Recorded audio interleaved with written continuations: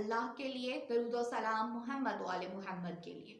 عزیزان محترم، گزشتہ حصے میں نے بیان کیا کہ کس طرح سے شہزادی کونین جناب فاطمہ الزہرا سلام اللہ علیہا نے خطبہ فدق میں اپنی میراث اور اپنے اہل میراث ہونے کے بارے میں قرآن مجید کی آیات سے اور انبیاء کرام کی زندگی سے مثالیں اور دلیلیں قائم کی تھیں۔ اس حصے میں شہزادی کونین سلام اللہ علیہا انصاران مدینہ کی جانب متوجہ ہیں اور ان کے سوئے ہوئے ضمیر کو جگانے کے لیے شہزادی کونین نے چند کلمات ارشاد فرمائے ہیں۔ وہ ایسے جملے ہیں جو کہ ہر اس شخص کو سننے چاہیے جو خود کو باضمیر کہلوانا چاہتا ہے، جو یہ چاہتا ہے کہ وہ نصرت محمد و آل محمد صلی اللہ علیہ وآلہ وسلم میں اپنی زندگی کو بسر کرے، تو اس کے لیے کیا پیٹرن ہے، اس کے لیے کیا رول ماڈل ہے اور اس کو کس طرح سے عمل کرنا چاہیے۔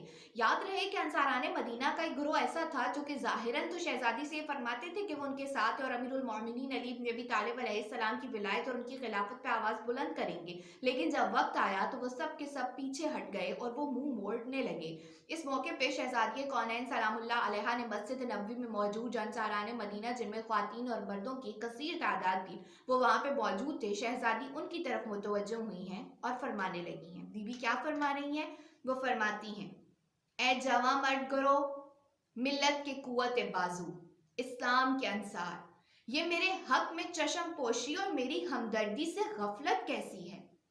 کیا وہ رسول اللہ میرے باپ نہ تھے جنہوں نے یہ کہا تھا کہ انسان کا تحفظ اس کی اولاد میں ہوتا ہے؟ تم نے بہت جلدی خوف زدہ ہو کر یہ اقدام کیا، حالانکہ تم میں وہ حق والوں کی طاقت تھی جس کے لیے میں حیران و پریشان ہوں۔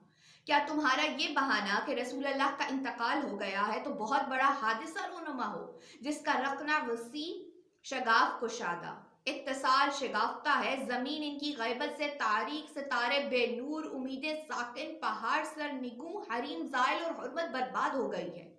یقیناً یہ ایک بہت بڑا حادثہ اور بڑی عظیم مصیبت ہے۔ نہ ایسا کوئی حادثہ ہے اور نہ ایسا کوئی سانحہ۔ خود قرآن نے تمہارے گھروں میں صبح و شام بآواز بلند تلاوت و الحاق کے ساتھ یہ اعلان کر دیا تھا کہ اس کے پہلے جو کوئی دوسرے انبیاء پہ گزرا وہ اٹل حکم اور حتمی قضا تھا، اور یہ بھی کہ ایک رسول ہیں جنہیں موت آئے گی تو کیا تم ان کے بعد الٹے پاؤں پلٹ جاؤ گے؟ ظاہر ہے کہ اس سے اللہ کا کوئی نقصان نہیں ہوگا اور وہ اہل شکر کو جزا دے کے رہے گا۔ ہاں اے انصار، کیا تم دیکھتے سنتے اور تمہارے مجمع میں میری میراث ہضم ہو جائے گی؟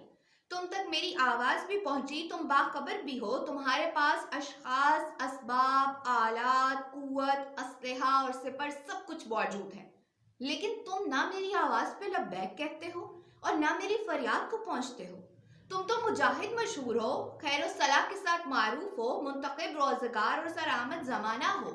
تم نے عرب سے جنگ میں رنج و تعصب اٹھایا ہے، امتوں سے ٹکرائے ہو، لشکروں کا مقابلہ کیا ہے۔ ابھی ہم دونوں اسی جگہ پر ہیں جہاں ہم حکم دیتے تھے اور تم مانتے تھے، یہاں تک کہ ہمارے دم سے اسلام کی چکی چلنے لگی، زمانے کا دودھ نکال لیا گیا، شرک کے نعرے پست ہوئے، افتراء کے فوارے دب گئے، کفر کی آگ بجھ گئی، فتنے کی دعوت خاموش ہو گئی، دین کا نظام مستحکم ہو گیا، تو اب تم اس وضاحت کے بعد کہاں چلے گئے اور اس اعلان کے بعد کیوں پردہ پوشی کی؟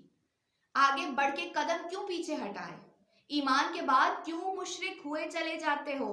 کیا اس قوم سے جنگ نہ کرو گے جس نے اپنے عہد کو توڑا اور رسول اللہ کو نکالنے کی فکر کی اور پہلے تم سے مقابلہ کیا؟ کیا تم ان سے ڈرتے ہو جبکہ خوف کا مستحق صرف خدا ہے؟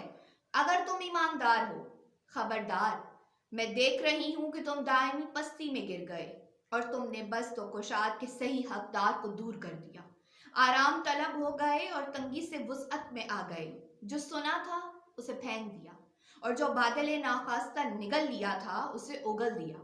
خیر تم کیا، اگر ساری دنیا بھی کافر ہو جائے تو اللہ کو کسی کی پرواہ نہیں ہے۔